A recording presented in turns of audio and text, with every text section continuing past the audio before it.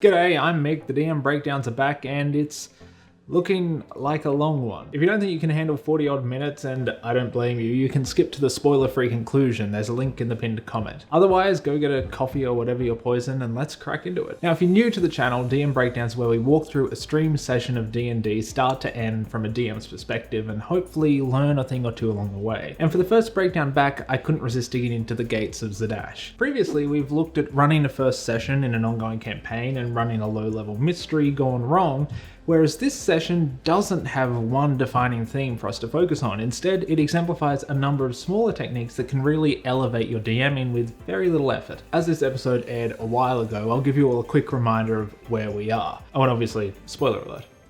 So the lead up to this session ended with two combat heavy games of dungeon delving, cutting down gnolls and manticore alongside Shikasta. We rejoin the players as they have returned to the nearby town of Orfield, having taken a brief moment to pause and reflect on the feeling of having done a good thing. Structurally, this session serves to tie up the group's mid-travel side quest and introduce the players to a new major character, the city of Zadash, where they'll be spending quite a bit of time going forward. But perhaps most importantly, it's a chance for the players to relax and unwind, both in and out of character, after two sessions of high stress, high stakes combat. Things don't have to move quickly, so Mercer can set aside half the session for Orfield and the other half for the journey and introduction to Zadash. And while things do transpire broadly as expected, well, you'll see.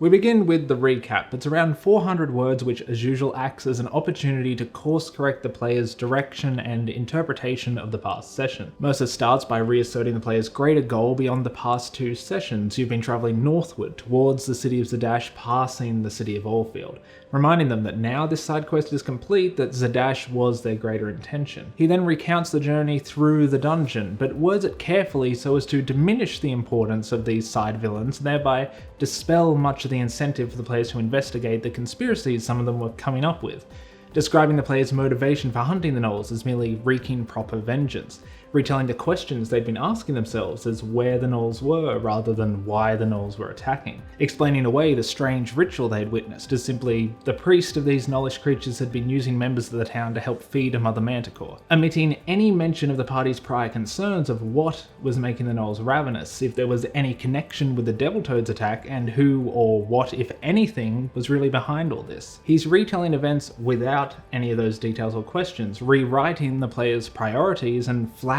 those theories as currently irrelevant. Mercer then puts a lot of emphasis on the good that came of the party's heroics, the people they saved, and the hope they sparked on the edge of the Empire. This is another nail in the coffin for any further theories. He's retelling this adventure as a closed chapter that's behind them and redefining the focus. The star of the story is the good deeds that came of it and how that impact makes the player characters feel. You've done good, defeated a small evil, and left the outskirts a better place. Relish the feeling, finish your affairs, and continue towards Zadash. Mercer then transitions from recap to live play by pulling the players in with a real-time action. Shikasta has vanished, inviting the players to react, and they immediately fall into character. The game begins. And right out of the gate, the players seek to discover exactly what it is they've looted in the previous session, which gives us our first insight into Mercer's low-level loot crafting thought process. But before that can happen, for the players to identify the items, they turn to Liam's Identify spell, which requires an owl feather and a pearl worth 100 gold to cast, the latter of which Liam most certainly does not have, something Mercer had until that moment not considered. Now, 100 gold is a significant sum at this level, and it would be perfectly understandable for a DM to enforce the players having to find and purchase such a pearl, but that wouldn't really serve any purpose other than to delay things, and with everyone excited to finally discover what they've got their hands on after a week of waiting, a further delay just for delay's sake is meaningless. On the other hand, retconning a pearl into existence would keep things flowing, so what if it's written as being worth 100 gold? They're not going to sell it anytime soon. Mercer is just allowing Liam the means to cast a spell.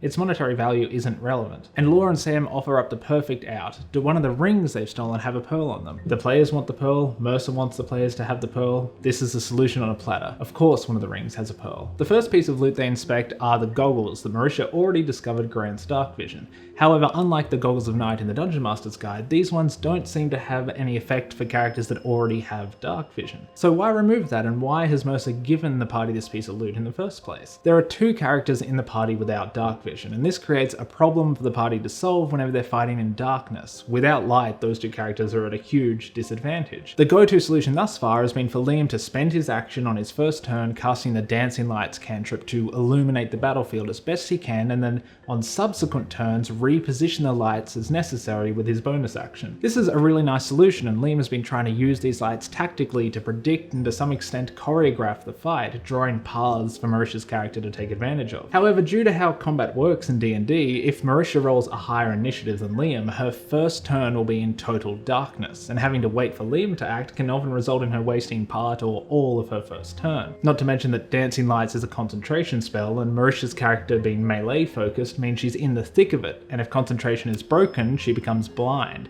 meaning all attacks against her will have advantage. So that's a bad state to be in, and why these goggles only work for those without any form of dark vision. Mercer doesn't want there to be any discussion of who can make the most use out of a visual range boost. It only works for the 2 humans, one of which can already solve this problem. So ideally, Marisha won't have to miss any more turns, because that's no fun for anyone. Next is the Ring of Water Walking, or rather Liquid Walking if we're being honest. It's straight out of the DMG, and it's one of those interesting utility items like the immovable rod that's a window of possibility for the players. It might end up being useless, it might end up being crucial. It comes down to the player's creativity, and that's why it's always fun to give out items like these. They have a clear practical use, but only time will tell what the players make of it. Then we have the Wand of Smiles from Xanathar's Guide to Everything, and it's similar to the ring in that it relies on the player's creativity. However, it lacks the obvious practical function, instead serving to create fun role-playing opportunities. Really, Mercer would have rated and seen Jester and a wand. Up next is Flesh Render, the glaive, which Liam describes as probably better than anything except maybe for Travis's blade,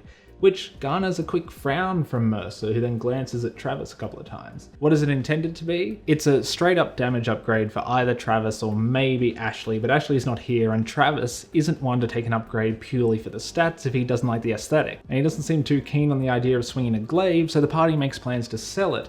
Mercer didn't and couldn't predict this, so he takes note to change his technique here in future, as acquiring new blades is a large piece of Travis's subclass that Mercer's planning to have a bit of fun with. And finally, the Glove of Scorching Ray, which can be used once daily, most likely by anyone. Like the glaive, this is a damage boost, but being a once a day high damage spell, it invites the players to think strategically before using it. Mechanically, this will do the most damage if used by Travis, but this group tends not to min-max in that way, which Mercer is well aware of, so he included the glove as a potential boost for anyone who wanted it. If we then look at this loot hoard as a whole, across the 5 items, we only have one simple damage boost, and even then it would have led to a story moment if Travis had taken it. The real focus is on providing the players with more options, more tools to play with, whilst correcting an issue Mercer had identified in the party and slowly increasing their power as a whole as a result. If we consider the alternative, throwing pure damage upgrades at everyone, yes, it feels good in the moment, their numbers will always be higher, but that's all. Their tactics don't change, their dynamic doesn't change, there's no new thinking sparked as a result. The only change is the DM having to throw high level enemies into combat. Whereas with this approach, there are new possibilities that aren't even clear to the players yet. What could they pull off with a Ring of Water Walking that they couldn't before? How could a perfectly timed forced smile help them? Even if the items don't prove necessary and go unused, they will still invite the players to problem solve from new angles they wouldn't have considered previously. Plus, Marisha's goggles will permanently change her combat dynamic, allowing her to be far more confident and free roaming under the cover of darkness. And even though the glaive wasn't used, just by including it, Mercer has still triggered the power reward section of the brain. The players still know they're finding more powerful stuff, even if they're not personally using it, and it feels good to find. They feel like they're making progress and becoming stronger as a unit. This whole exchange takes half an hour, and during that time Mercer only occasionally interjects to keep the players immersed, describing noises as they exchange items and other patrons' reactions to their more conspicuous acts. And with the loot now out of the way, Mercer accelerates the night to a close and the players back to their room. Or rooms. At this stage, we're already a quarter way through the session, so getting the players out of Orfield by the halfway mark might be calling it a bit close, and so Mercer makes an effort to summarize the nighttime activities and fast forward to morning quickly. However, Liam takes charge of his own description, which is followed by Laura and finally Marisha. Mercer remains quiet and lets them speak, only adding detail where pertinent. For while there is an intended schedule, the players having fun in character outweighs that, and these are some great player-driven character moments that he's been pushing for this campaign. Marisha brings up the Bombok letters she stole the day they left Trostenwald. Now this was several sessions ago, so Mercer has had time to create actual props in response, though he only does so for the fourth letter, the contents of the first two being primarily improvised, and then the third he's written as some comic relief. He could have gone all out and had 4 interesting props for the players to decode, but he instead keeps it simple and only hands over 1 so as to not distract the players. After all, anytime a DM puts a prop on the table, the players tend to overanalyze it, so 4 letters might confuse the situation by lending false importance to the throwaway information Mercer was using to simply flesh out the world. Now, there are plenty of ways to encode props for your players. In this case, Mercer only encodes 1 keyword in the letter rather than the whole thing, and instead of a complex code or cipher, it's an anagram. As is common practice, he allows an intelligence check to break the code instantly, or at least understand the type of code, but beyond that, and when that fails, the players must solve the code themselves. This is a great introductory puzzle for players new to code breaking, but these aren't new players. So why something so simple? It's to show the relative importance of the secret and to expedite the player's code breaking. He doesn't want it to be a big mystery they give too much attention, just a small-time secret they stumbled onto and solved the same day. One crook is delivering poison to another crook. Of further note is that the most useful information didn't require any code breaking. They now know the Evening Nip has a connection to the gentleman, a big player he fully intends them to cross paths with in Zadash. Unscrambling Bloodroot simply gives them some extra leverage and perspective on who they're dealing with. He's turned some spontaneous mail fraud into a vessel to foreshadow the influence and reach of one of the main figures in Zadash. Sam then makes an alchemical supplies check to create a vial of acid, and Liam asks what the metal setting of his new ring is made of, hoping to be able to transmute it in some way and release the pearl. Obviously this isn't a detail Mercer had or even would prepare, he only improvised the pearl's existence half an hour ago. He could fire back with a one-word answer instantly, as DMs often feel pressured to do. There's a sense that you don't want to be seen hesitating, but instead he takes time to ask himself what this ring would reasonably be made of. Looking at it, it looks like the base material for the pearl set-in, it's a polished brass that... And once he has that answer, he can now lock in a more interesting, flavorful description that has been, it's been treated to look like gold, but some of that treatment is rubbing off and you can see the brass underneath. No one cares that he stuttered and ummed and ahed. The players will only remember that a cool little detailed answer was given. As I've said before, not even for Mercer is everything instant, so use these moments as inspiration and a reminder to not hold yourself to an unrealistic standard. Travis then settles into some people study, which prompts more improvisation from Mercer as to the inn's inhabitants. This time, let's think through the decision making that leads to his answers. He has to come up with a description of who would still be in the tavern late at night, the last stragglers from an impromptu celebration in a rural village. Grizzled farmhands. Okay, so what are some physical traits common to farmhands that we can use to describe them? Sunburnt skin and thick calloused hands? Great, but why those traits? Well, they've seen a lot of years of field work. Fair enough, that's what they look like. What are they doing? Obviously they're mourning, but how do they mourn? They tell tales of those they lost in the attack. And how do they appear when doing so? Drunk enough to be laughing. A good DM doesn't have all the answers locked and loaded, they just know the right questions to ask themselves. Mercer transitions to the next day and thrusts the reins back at the players, so what do you want to do? And after Marisha and Laura further discuss the Bombok letter, they decide to have breakfast. Not quite what Mercer was hoping for. So for time, he speeds through it. You are fed, the morning is fresh.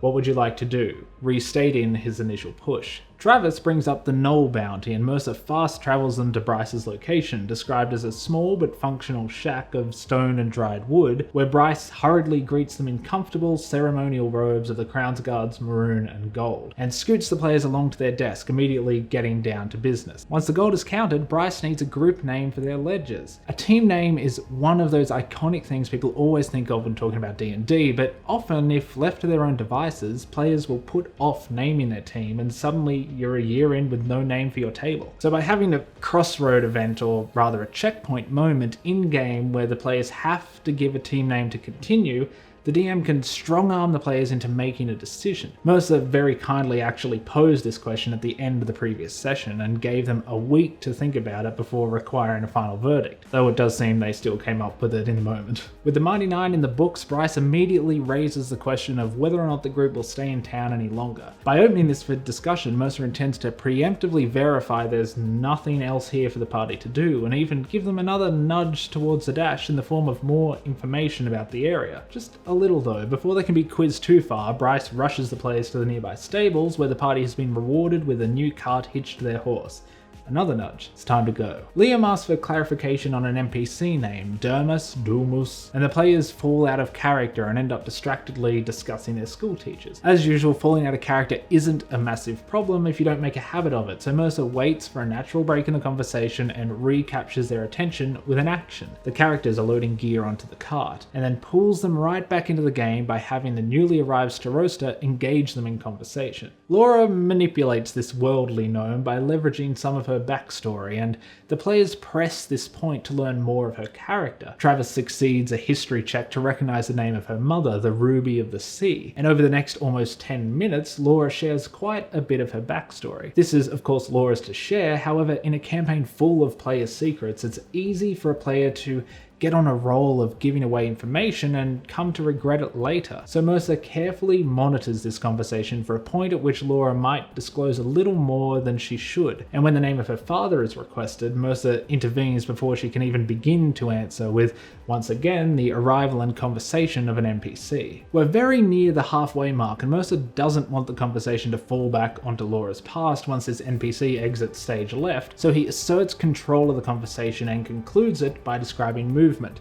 The players are approaching the cart, putting it in the players' minds that time has passed, they're moving in a new direction, and that conversation is behind them. And before they can even say anything, the NPC Bryce engages them once more to thank and usher them onward, pushing Laura's father further to the back of their mind. But before they set off, Marisha asks Liam if his character has kids, going off how he had reacted to Laura's backstory dump. Liam responds no. Taliesin immediately asks for an insight check, and with a 20, Mercer describes this as honest, and Marisha takes this knowledge on board and rephrases her question.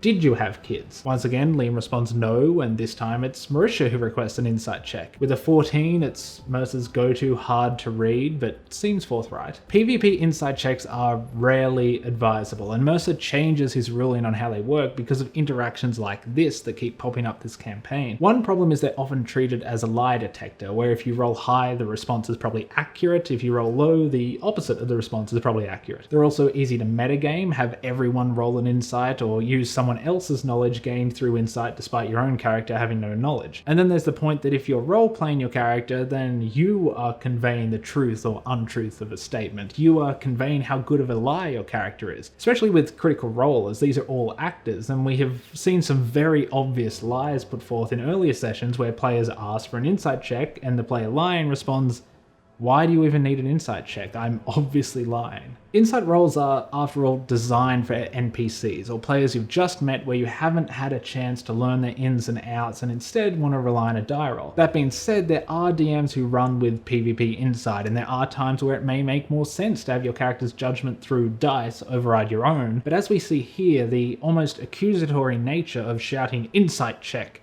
feels very gamey and disrupts the flow and immersion at the table. So Mercer makes the change going forward where the players instead can ask if they believe what was told to them, and in most cases this can be resolved without a check. Yeah, you believe them. In a following conversation with Sam, Liam out of nowhere asks Mercer what the in-world date is, and Mercer, who doesn't have an answer right off the bat, begins to search his notes, but stops short, saying he'd have to look it up. After all, he knows the halfway break is any moment now, so it wouldn't make any sense to hit pause on everything while he searches. He can look it up during the break. But when Liam makes the answer something of significance by declaring today is Not's birthday, Mercer doubles down, searching behind the screen for the answer while the players are still talking. It takes some time, but he comes back with the 12th of Asuran. nearing the end of summer to translate, as that initial terminology seems to mean very little to the players. And when it comes to custom calendars, that is quite often the case unless you are regularly reinforcing the date and calendar structure. But what should be taken away from this exchange for mostly is that Mercer didn't feel pressured to find the correct answer on the spot. It wasn't an answer he could improvise. There's one correct answer somewhere, but it's of little importance. Liam just seemed to ask on a whim. However, once Liam escalated its importance by making it a date of value to Nott and of value to the moment, Mercer lets their conversation continue while he takes his time to find the right answer. No rush, no pressure, and no harm done by taking his time. 90 minutes in now, Mercer interjects in character with a cough. "Alright, your horses are ready, your cart is ready. You should probably go." The players take the hint an animal check is made for these low-level characters to control the horse, and Mercer closes the first half by narrating their exit from the town. A silent nod and a smile from the locals as you make your way back onto the Amber Road, heading northward deep into the Merrow Valley on your way to Zadash, reinforcing their goal, their direction, and allowing for the game to resume without any further contact with Allfield, so those notes can be shelved. We return from the break and Mercer describes once again the direction of their travel and touches upon the scenery, high grass fields and rolling hills as the sky grows more cloudy. As usual, he punctuates his description with an action, 3 Crown's Guard riding past on horseback. Unusually, he roughly calculates aloud when they left and how long they'd be travelling for, verbalising his thought process to maintain momentum, for the players are not yet back in the game, and a long bout of silence here could work against his attempt to reassert immersion. Coming to the conclusion that the horse wouldn't be worn out until a few hours after sunset, he offers the choice to the players. You hit sunset and your horse could continue. Do you wish to continue to follow the road into the night? An open question aimed at the whole group that demands answer, inviting everyone to contribute and fall back into character. And while the group doesn't seem too keen to continue into the night, there isn't a very strong response, and the conversation falls away from D&D pretty quickly. So take 2, Mercer comes back with another more focused choice. You don't see any landmarks that would gather your attention as a place to stay. Your best plan would be to look for something not far off the road in the natural environment.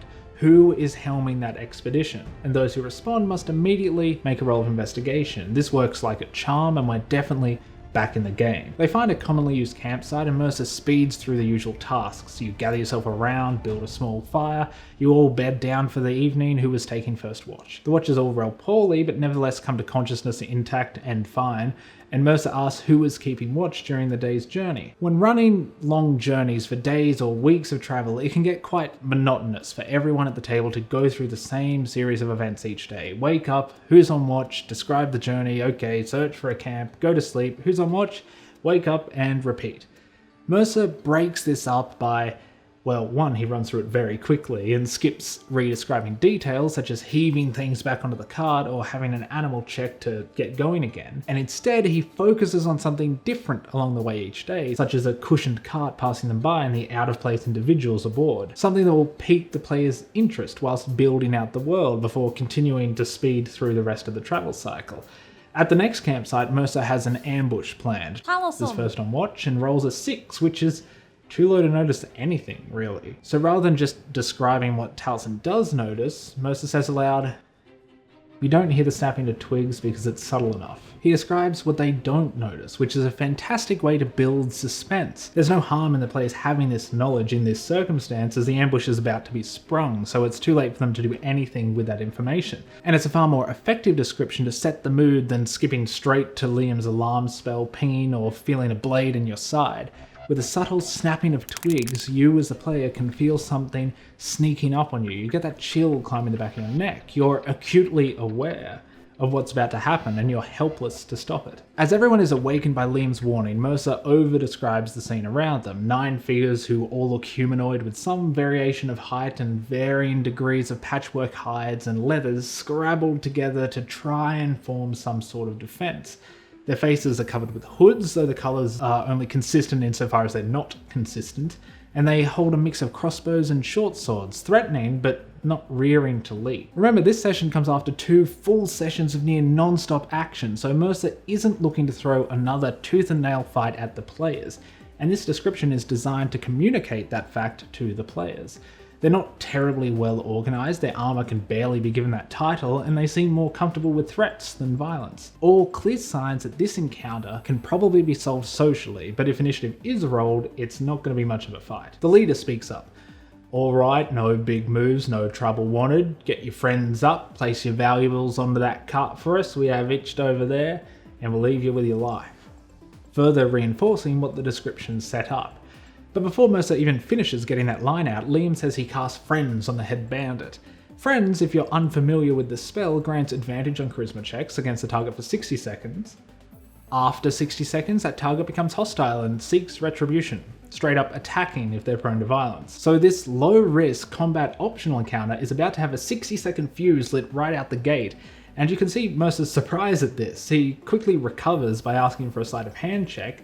After all, they're ambushed and the bandits could see Liam trying to cast a spell and potentially stop it, thereby disarming this bomb before Liam can even arm it. Liam rolls a 5, crisis averted, and Mercer starts to describe that Liam is interrupted casting the spell, but then he stops to check the components on Friends to see if interrupting it is even fair, and decides against it. The way this played out, it can be hard as a viewer to initially tell if it was intentional or a mistake Mercer made looking up the spell, or maybe he was confused by Liam referring to the Friends components as material and semantic. To quickly break down what's going on here and how this normally works, there are 3 possible spell components: verbal, somatic, and material. Verbal means words must be chanted, so it can be prevented by a silence spell or by gagging the caster, and it's generally heard and noticed by everyone around. Somatic means a physical movement is involved. These spells can be prevented by restraining the caster in some way and are seen by everyone around unless a sleight of hand check is attempted. Finally, material is just a reagent or item that must be carried on the caster and can therefore be prevented by removing that item from the caster's possession. The confusion arises from this frankly bizarre word choice. Somatic is not a word in common everyday vernacular unless you took a first-year anatomy course. Semantic, however, is in common usage, and it looks and sounds quite similar to somatic. So often players see the S next to their spells and think, semantic, I have to say something. But with that all said, even though Liam called it semantic, he still described the spell physically as rubbing makeup on his cheek, a physical movement that could have been noticed and potentially stopped because of his failed sleight of hand check. So why did Mercer rule in favour of casting the spell? Because this is an inconspicuous enough movement on a spell that is designed to be cast while face to face or even mid-conversation with your target. He decided on the fly that it was not appropriate to require a sleight of hand check at all, so he ignored the roll. Light that fuse. Liam decides to go with the old STD defense, a bold strategy, but 60 seconds isn't much time, and when the fuse runs out, 3 of the players leap up and shout their attacks before the bandits can react. Because of this assault on all fronts, the players' energy, and the fact the bandits were already with weapons drawn, Mercer decides to run the first round of combat, the surprise round, as one giant turn, or a stepped round. This is where everyone involved locks in what they're going to do, their outgoing damage is rolled and calculated, and then everything happens at once. This can get a little frantic and confusing, so it isn't used that often, but in situations like this, with an opening round, it can be really effective at setting a frantic pace. But also, given that Mercer doesn't want this to be a long slog of combat, it will immediately produce results. Bodies will drop, and both sides can potentially react to what happens socially without resorting to further combat. Unfortunately, that is exactly what happens. Liam does his best impression of a pincushion and the bandit leader doesn't feel too good. And before the players can react, Mercer has the remaining bandits freak out, yelling, wait, hold on. Remember, they never wanted a fight, though the players didn't seem to get that immediately. So now is the time to make it very clear these bandits are incompetent, terrified, and far out of their depth. This fight is over. Mercer goes on to describe the remaining bandits as dirty, poor, wandering brigands, missing teeth, haven't bathed in days, and that the PCs sort of feel sorry for them. And for the rest of the encounter, the bandits are entirely submissive to the players, acting as comic relief, while still letting the group enjoy a moment of triumph before sending them on their way. It's quite rare for Mercer to directly state how the players are feeling. It can rub some players the wrong way if they feel it doesn't align with their own interpretation of their character. But because he does it so rarely, the few times that he does conveys a very strong, believable message of, oh wow, if he's saying I feel sorry for them, then it must be pretty bad. Sam returns with some of the bandits' horses and Mercer approximates the loot off the top of his head. 43 bolts, 6 short swords, and a couple of daggers in poor condition. And after giving the group a chance to discuss what just happened, Mercer takes over, directing them to have fallen back asleep, and the watch continues with Sam and Laura. Instead of describing what each of them sees in detail, Mercer once again skips over the ordinary and wakes everyone up with what's different. A change in the weather, freezing cold rain drenches the party. And after giving the players a chance to react, you head back to the path and continue forward, who's keeping watch. With a 12, Liam spots the oddity of today's journey, a neglected grave site. The group stops and investigates the area quite thoroughly, Liam even pinging for magic. Mercer doesn't have anything prepared here for them to do or find. This is world building at its most basic. A site that exists as a reminder of its past. There doesn't need to be something here for the players to find, or some elaborate story hook or hidden meaning. If that was the case for everything they ever found, the world would start to feel a bit too gamey. So when Taliesin rolls a natural 20 looking for something to stumble over, Mercer improvises a piece of armor, a relic from the war that this site represents, reinforcing the description he's already given. These are casualties of a war left in what's basically one step above a mass grave. And the players who remember or paid the most attention during the lore dump given at the start of the campaign would have a good guess at exactly who was fighting here. Liam then rolls to investigate the improvised helmet further, and Mercer takes this opportunity to retell a part of that lore with some added cultural significance. This sets a good example that you shouldn't punish your players for not remembering the huge lore dumps, especially from the beginning of a campaign. And when cornered into improvising, spin it in a way that helps your players, even if they don't know it yet. After all, the group is heading right into an area where that history is important, so a refresher is perfectly warranted, and this was a clean way to go about it. The players move on, and we're finally treated to Mercer's pre-written introduction to Zadash. It's a bit over 500 words that keeps the players moving and guides them into the city. We start with the skyline, 3 peaks of Zadash, or the Tri-Spires. For many of us in the real world, a city's skyline is something we find immediately recognizable. So this is a great first impression to paint as they climb a hill and unveil the rest of the city. He gives a general size comparison to other places the characters have already been to help inform how comfortable the characters should feel with this site, and then goes on to define the general shape and security of the city. Triangular with 15-foot walls while much of the population spills further out. He reels the players in towards the city, adding layers of detail at a time, building each point up to a hyper-focused action and starting again. A mother in ragged clothes plucking a chicken who notices the party and sends her muddy, shoeless child to beg for coin. Presenting opportunities like this for the players to respond to the cutscene helps to make them feel more in control and less like passengers in a well-rehearsed speech. As we near the gates, the description shifts emphasis from place to people, but in both cases they're designed to inform something greater about the city. Poor crop workers on the outskirts give us a sense of the economy. Some Crown's Guard are spotted, giving us insight into the lore, while the racial demographics help paint the correct atmosphere in the player's mind's eye. Once the threshold is finally broken, the players are beyond the wall, Mercer bursts into the smells and sounds of the city. Now until this point, the description had been primarily a visual feast, so by now suddenly throwing all the other senses of the players, we can simulate that immediate and overwhelming feeling of culture shock that the characters should experience of, oh wow, yeah, I'm in a different place. The description ends almost abruptly. You've arrived. And the players are just standing there in the rain with no immediate nudge in any direction. They're in a whole new city they were just given mounds of information on in a very short period of time. And this is their chance to breathe, to take it all in and marvel that this is D&D and they can go anywhere. But they won't go just anywhere. They have a few leads to follow, and Mercer waits, listening patiently as they discuss their options, and he rearranges his notes accordingly. There's well over half an hour left to fill before the session, so time for one location, maybe 2. And when the players are settling on the Leaky Tap as their likely destination, Mercer has a figure approach and introduce himself as their potential guide throughout the city. It may seem kind of suspicious or convenient, but it does make sense for cities as large as these to have people fulfilling this role, if for no other reason than to overcharge tourists. But more importantly for Mercer, it allows him to deliver more specific and localized information about Zadash whilst efficiently navigating the players where they need to be. And so through their questioning, the players are able to learn of several stores, districts, and oddities Mercer has lightly prepared in the city that may come in handy. And with this newfound knowledge and the 15 or so minutes remaining, they head to the Penta Market, hoping to find a store to offload their more magical loot.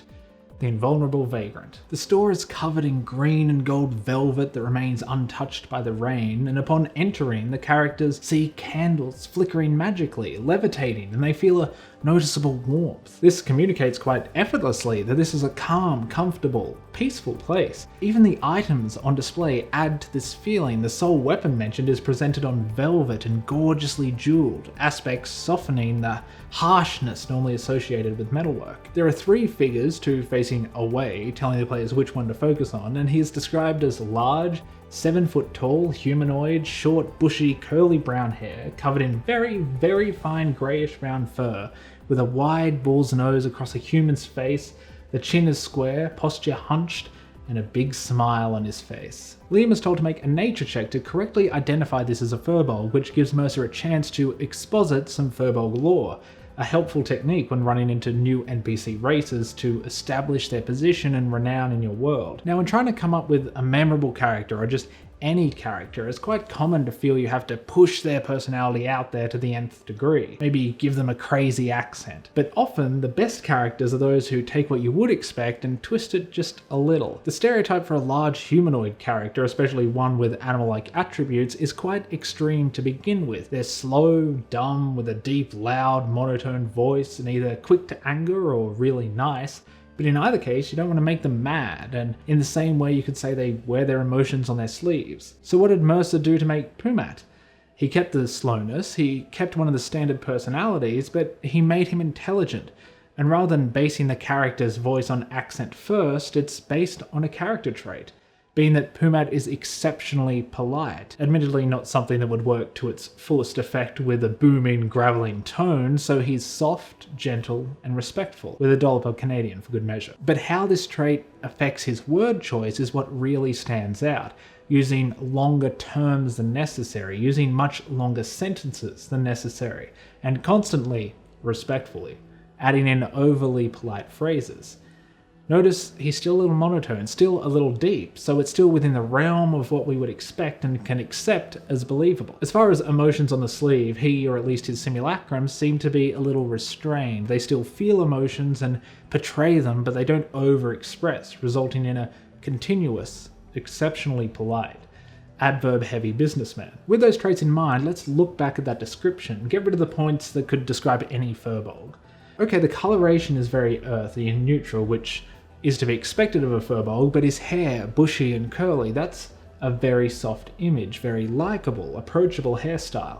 His posture is turned in. He isn't puffing his chest out and making a statement with his presence.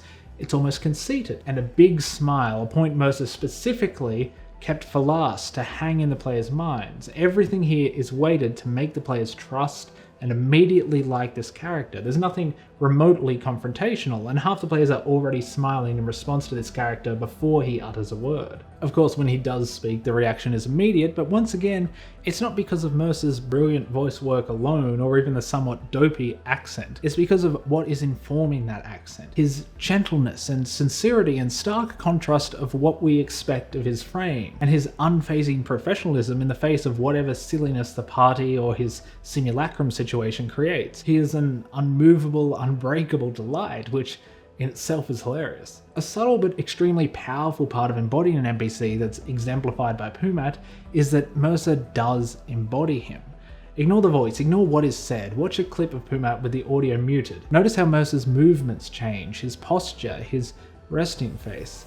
Even his speed of recognition of events slows down. These are the little details that are easy to include and work wonders for immersion. However, plenty of DMs don't because they feel self-conscious about getting further into character. And you shouldn't. Sure, the players will probably laugh with you the first time because they've never seen this character before, but after that, it'll just become second nature and improve the game for everyone. I won't go into the use of simulacrum on Pumat. That could be a whole video on the reasonable expectation of magic and how that should impact your world. Suffice to say, it's a nice touch that adds to, but here's the key, doesn't define the character. The players decide to leave, and being past the 3-hour mark, Mercer ushers them to their new temporary home, Leaky Tap, and ends the game there as they step into the warm interior, leaving the players with the promise of their first night and a whole new day exploring Zadash next time. So looking back, what were the main points to take away from this session? When designing loot, don't aimlessly power up the players. Instead, try to identify and rectify any issues in their current composition, and look to expand their common toolset. By doing so, you can incentivize them to spice things up or even rethink their entire combat routine instead of rewarding them for falling into the same old min-max rotation. If your table's getting a few dozen hours under their belt but no team name has bubbled to the surface, make it clear on the in-game horizon that a name will be required for an announcement or a public record, and hold fast to that deadline. Sometimes players just need that extra push. Reduce or even eliminate PvP checks where possible, especially in social situations if you're running a roleplay heavy table. If a player is unsure whether their character would believe something shared by another PC, they should simply ask the DM without mentioning a skill check. And in most cases, the DM can respond without any roll necessary. Not only do constant insight checks slow the game down and fracture immersion, but you're supposed to be role-playing and building a rapport in character. If you suspect the other player is lying, that's most likely enough for you. Roll with the punches and keep going. If you're looking to make combat feel frantic, unpredictable, even terrifying, consider using a stepped round, having everyone in initiative declaring their actions, rolling damage, and dealing everything at once. It's dangerous, hard to handle, and you'll definitely forget things, but it adequately represents the proverbial hitting the fan. When introducing a new major town, a new major city, don't forget that location is its own character. So pre-write an introduction worthy of that character. Consider the skyline, consider how the size and population compares to what the players are used to, but tell a story through the player's approach. As always, litter your descriptions with actions, but have those actions tell more about life in this place. Is it crime heavy? Is it often under siege? How wealthy are the locals? Where does everyone live? How do they feel about strangers? You don't need to answer every possible question, just let the subtext of your words tell a story. And for a bonus dose of culture shock, switch focus to senses other than sight once they arrive in the center of their destination. Finally, to create a memorable character, don't go crazy. Take the known and twist it ever so slightly, even if that's just one defining character trait. That's all you need. Don't make the mistake of basing a character's voice on accent alone. The cadence, the word choice, and the confidence behind the words can be just as recognizable and tell much more of a story than, yet another stereotypical Euro accent. And when telling that story, consider settling into the character to tell with every part of you, your face, your posture, even your mannerisms. Often it's the smallest things that make the biggest impact. And that's it for this breakdown. We covered a bit of everything, a lot of everything, so it was kind of all over the place, but there should have been something new for everyone to take away. And I feel my voice going, so I'll wrap this up quickly. If you like the video, share it around, consider subscribing, liking, all that fun stuff. It really actually helps. Let me know what other streams, what other DMs you'd like me to cover. I've been able to expand my list quite a bit thanks to your comments already. I don't know if I should tease who the next breakdown is focusing. I'll say they wouldn't be your first guess, but it's a one-shot that felt really genuine. In the meantime, let me know how you defined your most memorable characters and if you've had any issues with PvP checks. You can check out more of my videos over there, subscribe down here, and finally, as always, until next time, I'll see you down under in the comments. I swear these are getting longer.